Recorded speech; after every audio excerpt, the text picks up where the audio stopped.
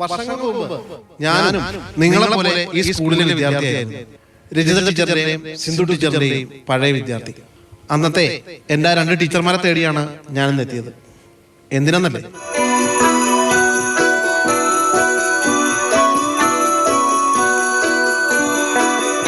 സിന്ധു ടീച്ചറുടെ മകൻ അരവിന്ദും രജിത ടീച്ചറുടെ മകൾ അമൃതയും ജീവിതത്തിൽ ഒന്നിക്കുകയാണ്.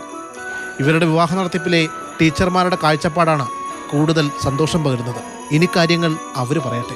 എൻ്റെ വിഷയം സാമൂഹ്യശാസ്ത്രം, ടീച്ചർ മലയാളം. അപ്പോൾ അതിലേറ്റവും കൂടുതൽ നമ്മൾ പറഞ്ഞു കൊടുക്കുന്ന മൂല്യബോധങ്ങളുള്ള വിഷയമായതുകൊണ്ട് ഞങ്ങളത് മാറി ചിന്തിക്കാൻ തീരുമാനിച്ചു. ആർഭാടം ഒഴിവാക്കി സമൂഹത്തിലേക്ക് എന്ത് നമ്മൾ ചെയ്യണമെന്ന് ചിന്തിച്ചപ്പോൾ ഇത് തന്നെ ആയിക്കൂടെ, കാരണം ഒരു വീടാണല്ലോ എല്ലാവരുടെയും സ്വപ്നം. KPM ഹൈസ്കൂളിലെ ഏറ്റവും പാവപ്പെട്ട 2 കുട്ടികളെ കണ്ടെത്തി അവർക്ക് ഒരു 9 ലക്ഷം വീതമുള്ള ഒരു വീട്.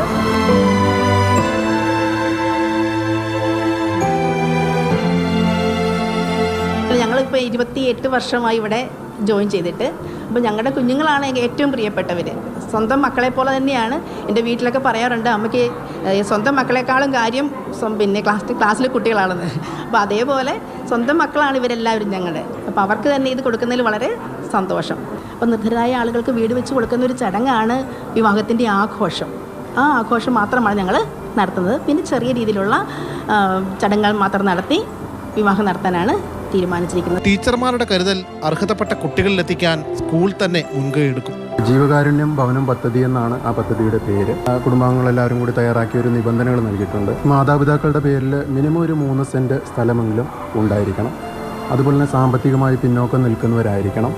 എന്തെങ്കിലും അവശതകൾ അനുഭവിക്കുന്ന, അതായത് ഗുരുതരമായിട്ട് രോഗങ്ങളോ മറ്റും ബാധിച്ചവർ, പിന്നെ വിധവകൾ, അങ്ങനെയുള്ളവർക്ക് പ്രത്യേകം പരിഗണന നൽകുന്നുണ്ട്. അച്ഛനും അമ്മയും കഴിഞ്ഞാൽ പിന്നെ നമ്മൾ മനസ്സുറക്കുന്നത് നമ്മുടെ ടീച്ചർമാരോട് തന്നെയാണ്.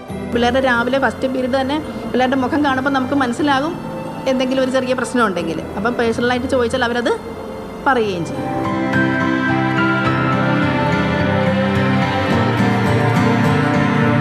ശിവഗിരി സന്നിധിയിൽ വെച്ച് നവംബർ 11 ലളിതമായാണ് വിവാഹം. പാഠപുസ്തകത്തിലില്ലാത്ത വലിയൊരു പാഠം, കാരുണ്യത്തിൻ്റെയും സ്നേഹത്തിൻ്റെയും കരുതലിൻ്റെയും ആ പാഠം കുട്ടികൾക്ക് പകർന്നു നൽകുകയാണ് സിന്ധു ടീച്ചറും രജിത ടീച്ചറും. ക്യാമറമാൻ വേണു PS-നൊപ്പം ശ്യാമപ്രസാദ് ഉത്തമൻ, മാതൃഭൂമി ന്യൂസ്, കൊച്ചി.